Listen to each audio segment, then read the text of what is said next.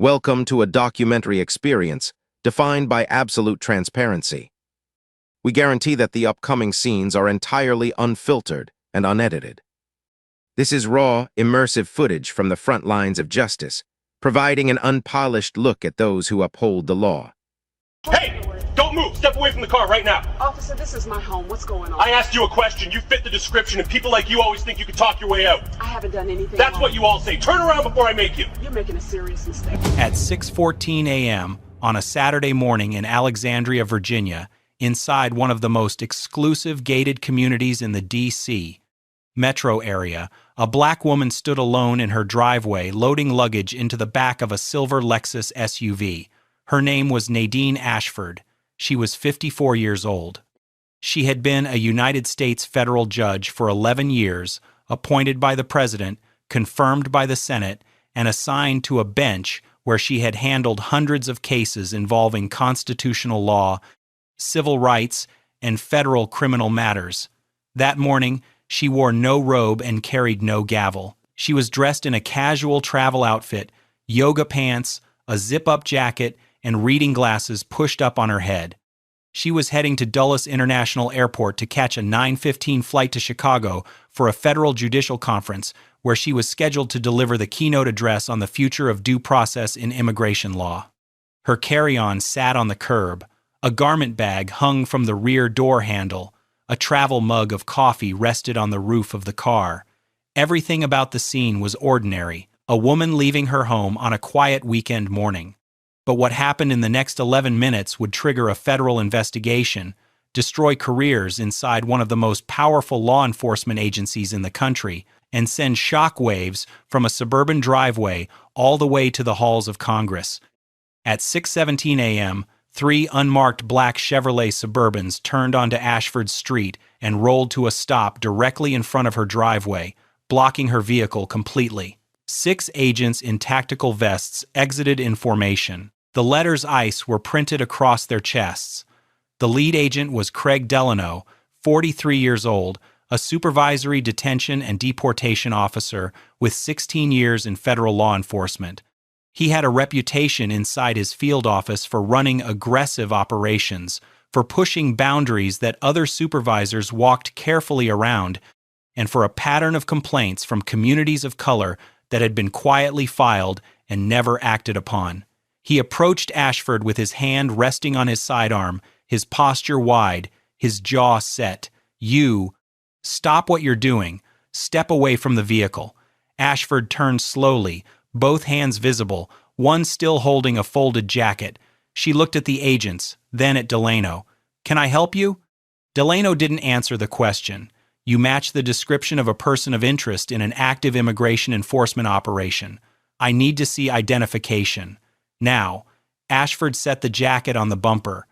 Her voice was calm, measured, the tone of someone who had spent over a decade controlling courtrooms. "I'm Judge Nadine Ashford. I'm a federal judge with the United States District Court. This is my home." Delano's eyes narrowed. He glanced at the SUV, then back at her. "Sure you are." He turned his head slightly toward the agent behind him. "She's being evasive. Watch her hands." Ashford didn't flinch. "Do you have a warrant?" "I don't need a warrant. Turn around and put your hands on the vehicle." Her voice stayed level but firm. "Yes, you do. You are on private property. You have not identified a crime. You have not presented a warrant. As a matter of law, you do not have authority to detain me." Delano stepped closer, close enough that his vest nearly touched her shoulder. "I don't answer to you. Turn around. Now." Ashford held his gaze. "I'm asking you one more time. Do you have a warrant?" Delano said nothing. His hand moved from his sidearm to her arm. Across the street, a porch light clicked on. A curtain moved in a second-floor window. An older man in a bathrobe stepped outside and stood motionless on his front lawn, phone already raised. Neighbors were watching, and someone had already pressed record.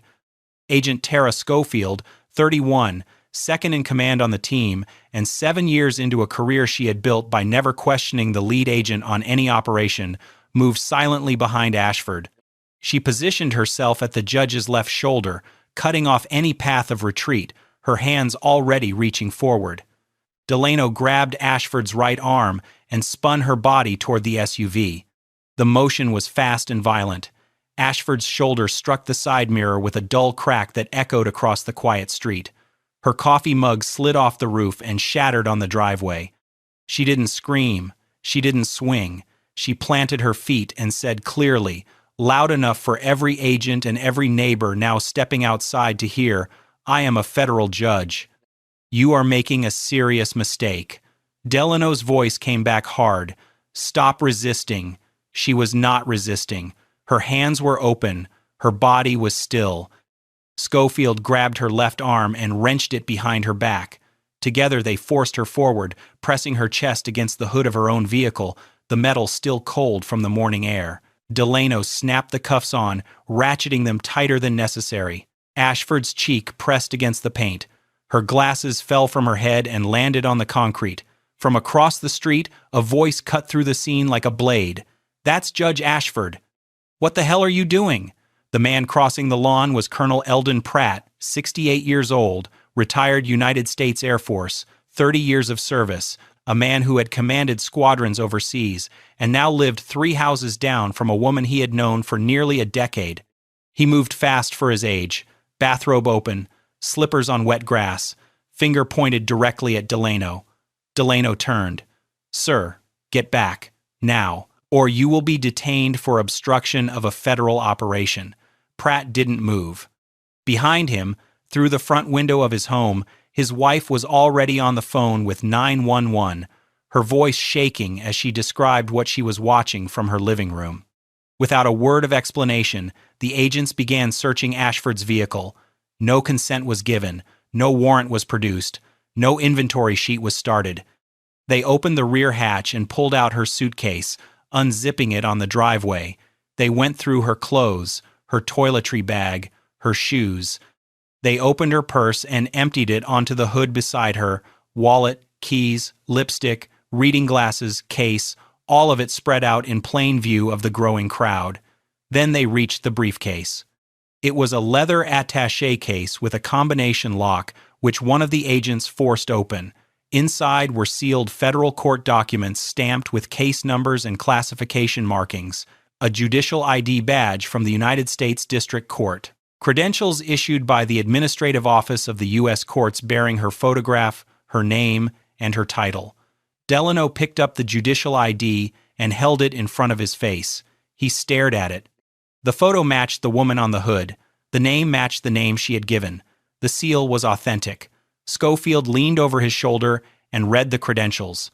The silence that followed lasted only a few seconds, but everyone watching felt it. The air shifted. The truth was sitting in Delano's hand, laminated and embossed with the seal of the federal judiciary. But instead of uncuffing her, instead of stepping back and recognizing the magnitude of what he had done, Delano doubled down. He turned to his team. "Finish the sweep. These could be forged." Ashford, still pressed against the hood of her own car in her own driveway, spoke with a voice that carried the weight of 11 years on the federal bench. "You are now searching sealed federal court documents without authorization. You have committed multiple federal crimes." At the back of the formation, the youngest agent on the team, Kyle Rennick, 28, barely a year out of the academy, stood motionless. His face was pale. He leaned towards Schofield and said quietly, "We need to stop." Schofield didn't look at him. Her jaw tightened. "Shut up." By now, 7 neighbors stood on the street and across lawns in various states of Saturday morning dress. Bathrobes, slippers, coffee cups still in hand. 4 of them had phones raised, recording from different angles. The red lights on their screens blinked steadily. Colonel Pratt had not moved from the edge of the driveway. He stood with his phone pressed to his ear, speaking loudly and deliberately to the 911 dispatcher, making sure his voice carried. "I am reporting an unlawful arrest in progress. Federal agents have detained a sitting United States federal judge in her own driveway. No warrant has been presented. She is in handcuffs. I need local police here immediately." A woman appeared from 3 doors down, walking fast across the wet grass.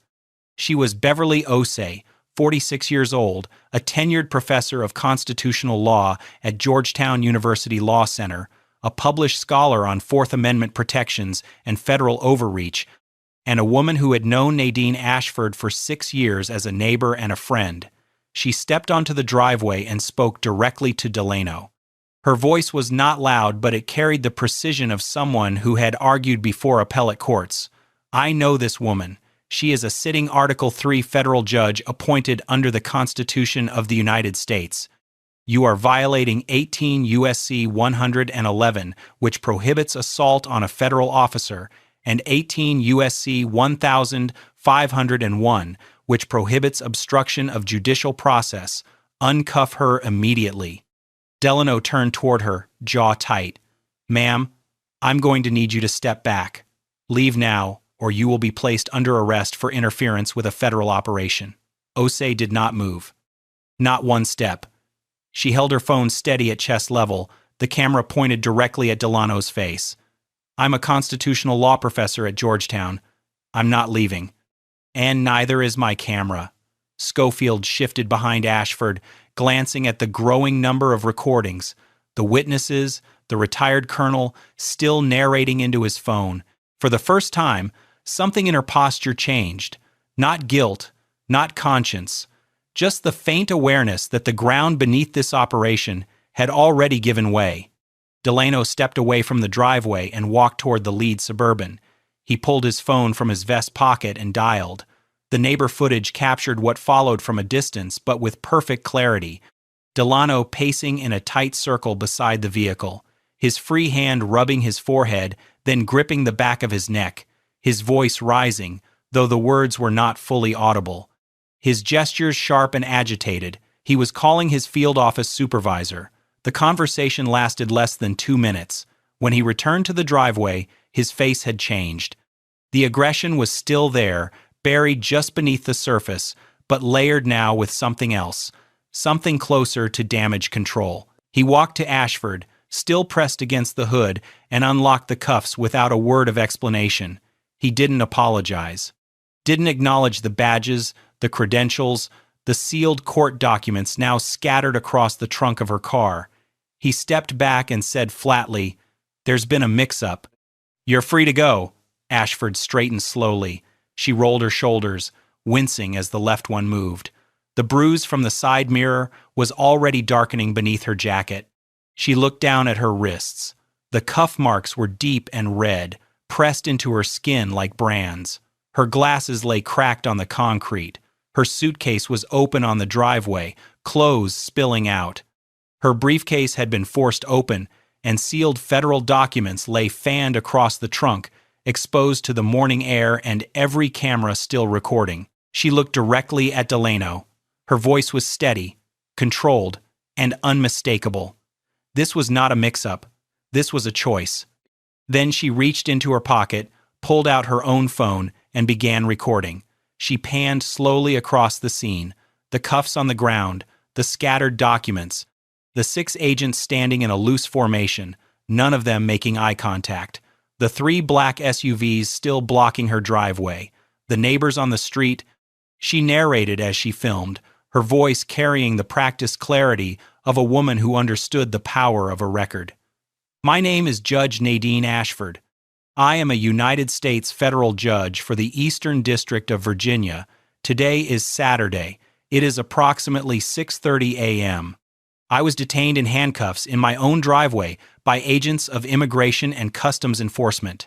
No warrant was presented. No probable cause existed. I was not told what crime I was suspected of. My vehicle was searched. Sealed federal court documents were handled without authorization. I was arrested in my own driveway because I am black."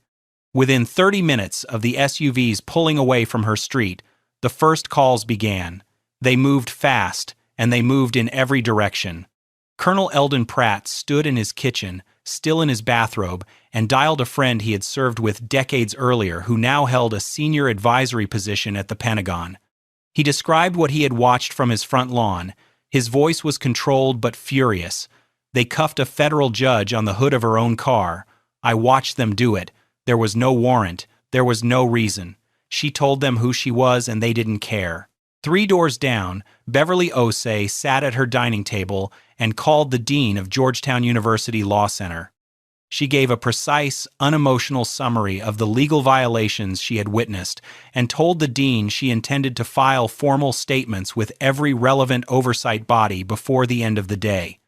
2 streets over, a neighbor named Franklin Yates forwarded his phone video to his daughter in Maryland, who worked as a junior editor at the Washington Post.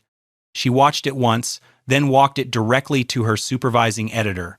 Judge Ashford sat in her living room with an ice pack on her shoulder and called the chief judge of her circuit.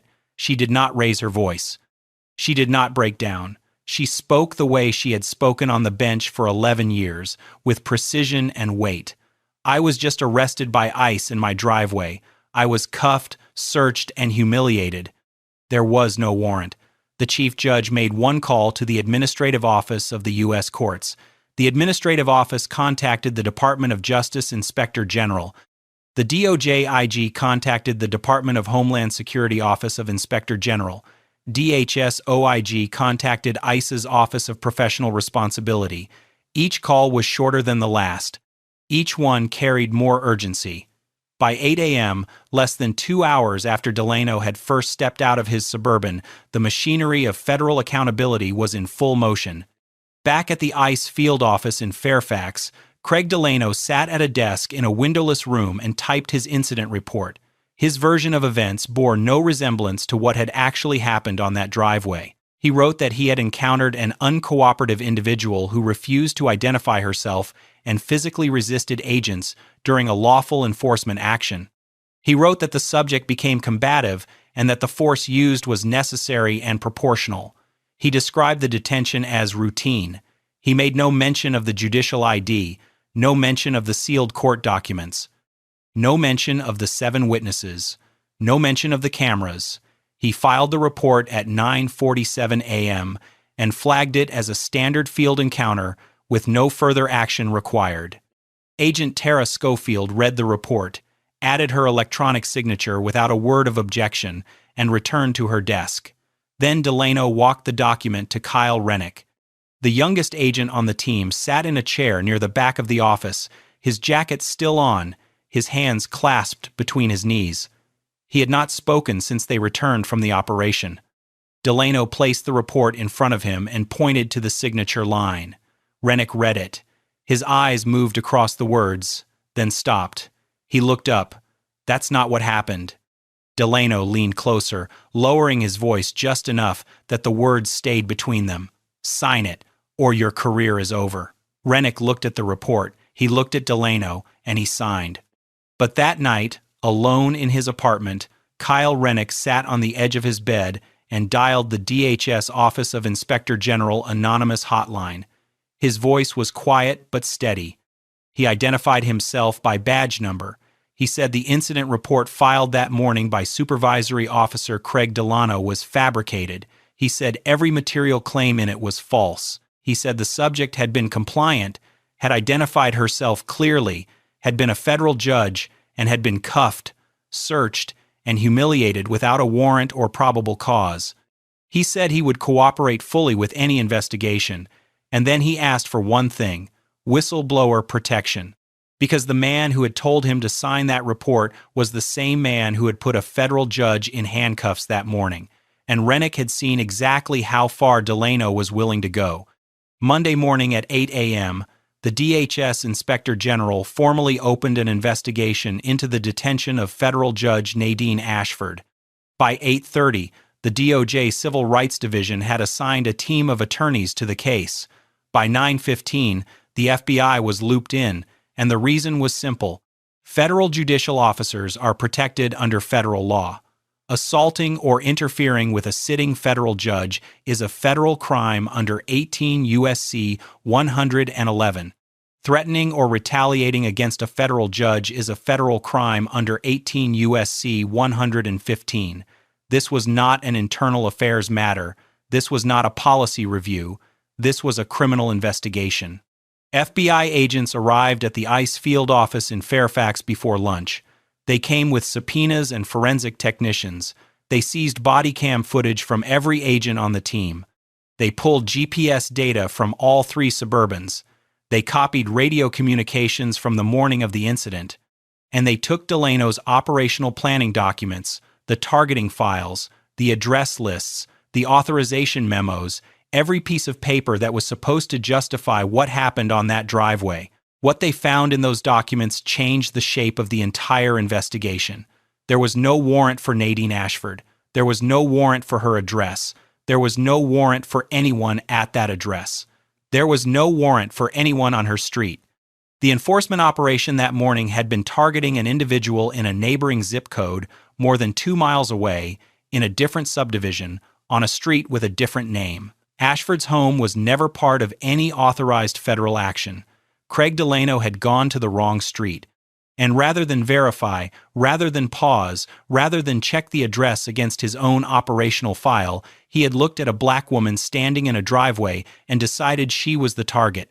FBI Digital Forensics spent the next 48 hours recovering and cataloging Bodycam footage from 3 agents on Delano's team, including Delano's own camera and Schofield's. The footage was time-stamped, geotagged, and continuous. It showed everything. It showed Ashford turning slowly with her hands visible. It showed her calm voice identifying herself as a federal judge. It showed Delano scoffing. It showed him grabbing her arm and spinning her into the side mirror of her own vehicle. It showed Schofield wrenching her other arm behind her back. It showed them pressing her face against the hood and cuffing her while she repeated, clearly and without hysteria, "I am a federal judge. You are making a serious mistake."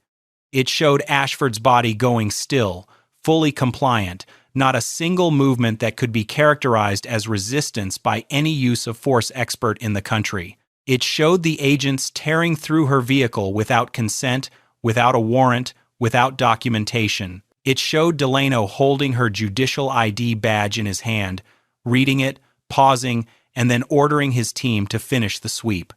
It showed the sealed federal court documents being pulled from her briefcase and spread across the trunk, and it showed one moment that would become the most replayed clip in the entire investigation. Kyle Rennick leaning towards Schofield and whispering, "We need to stop," and Schofield, without turning her head, whispering back, "Shut up." Every frame of the footage directly contradicted every line of the incident report Delano had filed. Every claim of resistance was a lie. Every claim of combative behavior was fabricated. Every justification for force was invented. The neighbor videos, 4 separate angles recorded from phones across the street, corroborated the body cam footage frame by frame, word by word, second by second. A senior FBI analyst assigned to the case reviewed the combined footage, all 7 recordings synced to a single timeline, and wrote a single line in the official case file that would follow Craig Delano for the rest of his life. This is one of the most clear-cut cases of unlawful arrest, excessive force, and false reporting I have reviewed in 22 years of federal law enforcement. ICE leadership moved fast, but not fast enough. By Monday afternoon, Craig Delano and Tara Schofield were placed on immediate unpaid suspension. Their badges were confiscated. Their credentials were deactivated. Their access to federal systems was revoked. The field office director in Fairfax, a two-year veteran named Leonard Stokes, was quietly reassigned to an administrative role at a regional processing center, removed from command without public explanation. A joint statement was drafted between ICE and the Department of Homeland Security. It went through 4 revisions. Legal teams on both sides argued over language. They wanted to express concern without admitting liability, to acknowledge the incident without conceding wrongdoing. They planned to release it Wednesday morning with carefully controlled timing. But the internet did not wait for their schedule.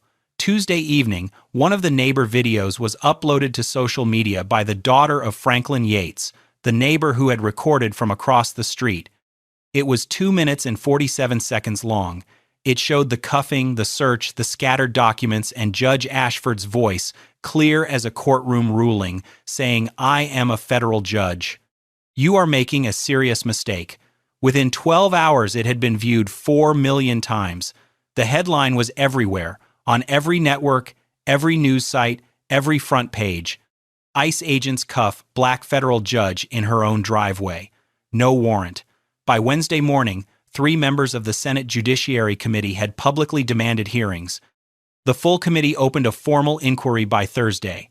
The Congressional Black Caucus held a press conference on the steps of the Capitol, calling the incident a grotesque abuse of federal power rooted in racial profiling. The Chief Justice of the United States was briefed in a private meeting with the Administrative Office of the U.S. Courts. And then something happened that had not happened in over a decade. The federal judiciary, an institution that almost never speaks publicly on matters outside the courtroom, released a formal statement. It was 3 sentences long. It called the arrest of Judge Ashford an attack on the independence of the federal judiciary and a violation of the constitutional separation of powers. It said the judiciary expected full accountability from every agency and individual involved, and it said the courts would be watching. Those 3 sentences landed like a hammer inside every federal law enforcement agency in the country. 8 weeks later, a federal grand jury in the Eastern District of Virginia returned its indictments. The charges against Craig Delano were devastating in their scope.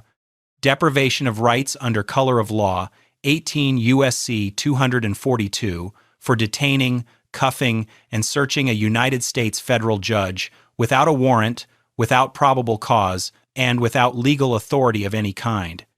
Assault on a federal officer under 18 U.S.C. 111 for the physical force used against a sitting Article III judge, the grab, the spin into the side mirror, the compression against the hood, the cuffing, falsifying federal records under 18 U.S.C. 1001 for filing an incident report that was fabricated from the first word to the last, claiming resistance that never occurred, claiming combative behavior that every camera on the scene disproved, and conspiracy to obstruct justice under 18 U.S.C. 1512 for pressuring a subordinate agent to co-sign a false report and for attempting to construct a fraudulent official record designed to conceal the truth of what had happened on that driveway. Tara Schofield was charged with conspiracy, deprivation of rights under color of law, and falsifying federal records.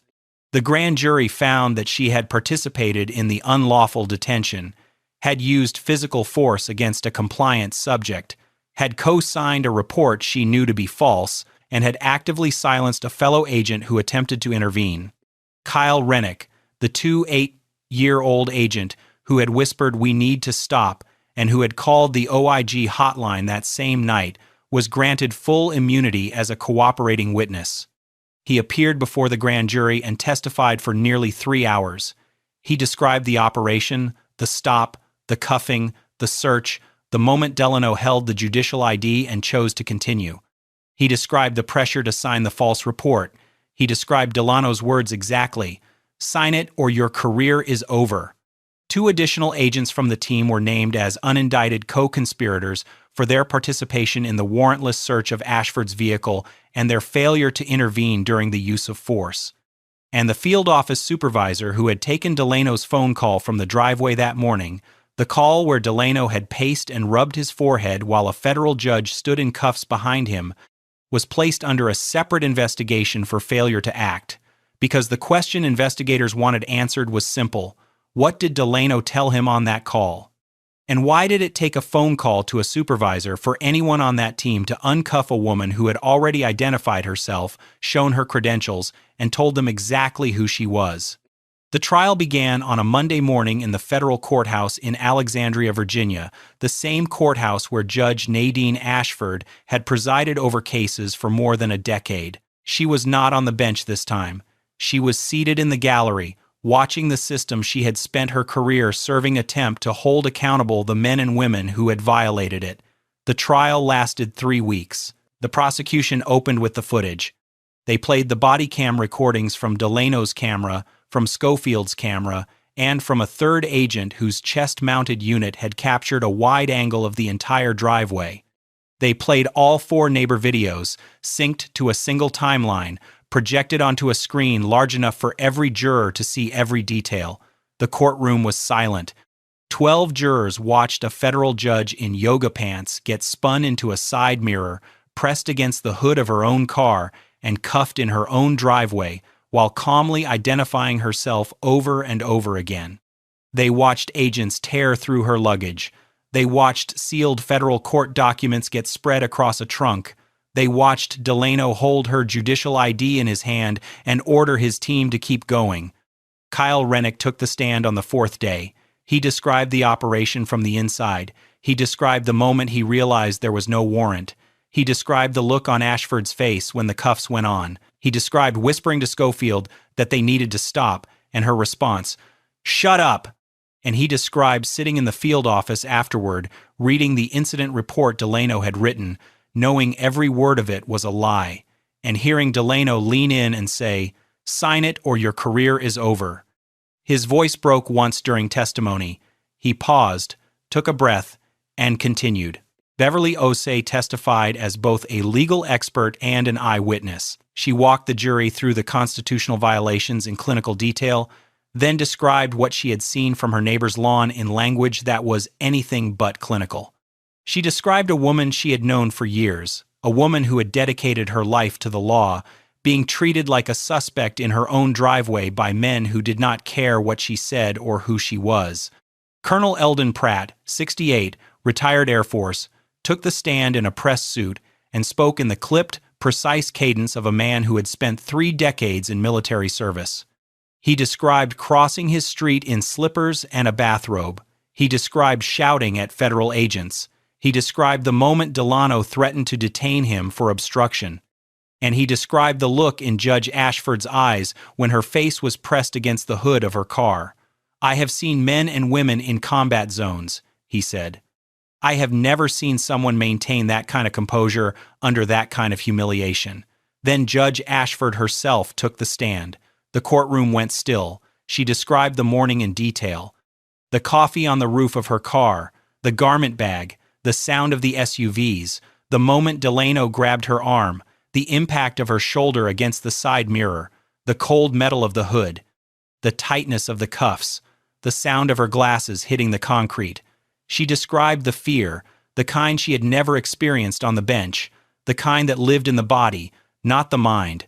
She described the humiliation of having her clothes pulled from her suitcase and spread across her own driveway. She described watching a man hold her judicial ID in his hand, read it, and decide it didn't matter. And then she said the words that would be quoted in every newspaper, every legal journal, and every civil rights filing for years to come. "I have spent my career upholding the Constitution. That morning, I learned how it feels when the Constitution fails to protect you." Delano's defense team argued good faith, wrong address, high-pressure environment, a rapidly evolving situation. They said their client had made an honest mistake under difficult operational conditions and that the force used was consistent with standard enforcement protocols. The prosecution dismantled the argument in a single afternoon. If this was a mistake, the lead prosecutor said, standing directly in front of the jury, then why did he write a report claiming she resisted? Why did he claim she was combative? Why did he pressure a junior agent to sign a document he knew was false? A mistake is going to the wrong address. A crime is what you do after you realize you went to the wrong address and decide to lie about it. The jury deliberated for 6 hours. They returned on a Friday afternoon. Craig Delano, guilty on all counts, deprivation of rights, assault on a federal judge, falsifying federal records, conspiracy to obstruct justice, Tara Schofield, guilty on conspiracy and falsifying federal records. The courtroom was silent as the verdicts were read. Delano stared straight ahead. Schofield closed her eyes. In the gallery, Judge Ashford sat motionless, hands folded in her lap, her expression unreadable. The sentencing hearing took place 6 weeks later in the same courtroom. Craig Delano stood before the bench in a Navy suit, no badge, no tactical vest, no sidearm. The man who had once told a federal judge, "I don't answer to you," now stood with his hands clasped in front of him, answering to a federal court. The sentencing judge, a veteran of the bench with more than 2 decades of experience, did not mince words. He looked directly at Delano as he spoke. "You did not merely make a mistake. You targeted, brutalized, and then lied about a sitting federal judge of the United States. You searched her vehicle without a warrant. You handled sealed court documents without authorization. You filed a federal report that was fabricated from beginning to end. And when a junior agent on your own team tried to tell the truth, you threatened to destroy his career unless he helped you bury it. You did not act in good faith. You acted with arrogance, with impunity, and with a belief that your badge placed you above the very laws you swore to enforce. The courts will not tolerate this. Craig Delano was sentenced to 7 years in federal prison. Tara Schofield stood next. She received 3 years. The judge noted that while her conduct was less aggressive than Delano's, her willingness to co-sign a false report, her active silencing of a fellow agent, and her failure to intervene during an unlawful arrest made her equally culpable in the conspiracy to cover up what had happened. Neither defendant spoke during sentencing. Neither apologized. Neither looked at Judge Ashford, who sat in the same seat she had occupied during the trial, watching the system deliver what the driveway had not. Within weeks of the verdict, Judge Ashford filed a federal civil rights lawsuit against the Department of Homeland Security, Immigration and Customs Enforcement, Craig Delano, Tara Schofield, the Fairfax Field Office, and the supervisory chain that had enabled the operation. The lawsuit cited unlawful arrest, excessive force, racial profiling, violations of the Fourth Amendment, and interference with a federal judicial officer. Discovery revealed internal communications, operational failures, and a pattern of complaints against Delano's unit that had been documented but never acted upon. The government's attorneys reviewed the evidence, the footage, the verdict, the public record, and recommended settlement. The case was resolved before trial for $4.6 million, one of the largest individual settlements in a federal civil rights case involving law enforcement. But the money was not the headline. The terms were. As part of the settlement, mandatory reforms were imposed on the Fairfax Field Office and adopted as a model across the agency. Independent civilian oversight of all enforcement operations involving residential addresses, revised protocols requiring warrant verification at every stage before agents made contact with any subject, anti-bias training administered quarterly with external review, a prohibition on conducting enforcement actions at any address not explicitly listed in the operational authorization, and a requirement that all incident reports be independently reviewed within 48 hours by personnel outside the reporting chain. The reforms did not undo what had happened on that driveway, but they made it harder for it to happen again. Craig Delano reported to a federal correctional facility in Cumberland, Maryland, with nothing but a single bag of approved personal items. His 6-year career was over. His federal pension was forfeited. His name now lived permanently in the Federal Bureau of Prisons inmate database. Tara Schofield was barred from federal employment for life. Her security clearance was revoked. She had spent 7 years building a career by never questioning the person above her. That silence cost her everything. Leonard Stokes, the field office director, retired under pressure without ceremony. 2 supervisors were formally demoted for failing to act on prior complaints against Delano's unit. Kyle Rennick was transferred to a new field office and 6 months later received a formal commendation from the DHS Inspector General for demonstrating integrity under extraordinary pressure. He never spoke publicly about the case. He didn't need to. Judge Nadine Ashford returned to the bench. She declined interviews and book deals, but at a judicial conference 6 months later, she stood at the podium and spoke without notes. The law failed me that morning. But the people did not. My neighbors came outside. A retired colonel crossed the street in his bathrobe. A law professor stood on my driveway and refused to move. A young agent with everything to lose made a phone call that changed the course of this case. She established the Ashford Justice Initiative, funding legal defense for victims of unlawful federal enforcement actions.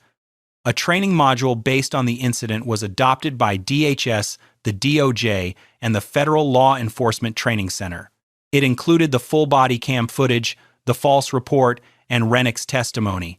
On the final slide was a photograph of her driveway, the handcuffs on the concrete, the scattered judicial documents, 3 unmarked Suburbans blocking the path of a woman who had done nothing but exist in her own home.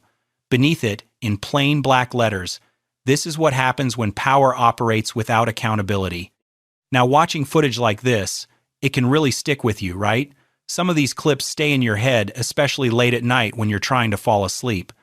And speaking of sleep, if you're someone who lies awake at 2 or 3 a.m., mind racing, unable to shut off, I know how frustrating that is. You're exhausted, but your brain just won't stop. And the worst part? The less you sleep, the worse it gets. Your energy crashes. Your mood suffers. Everything feels harder than it should. I struggled with this for years. Tried melatonin, white noise, warm milk, nothing worked long term. Then I found something called the 3-0-day uninterrupted sleep reset.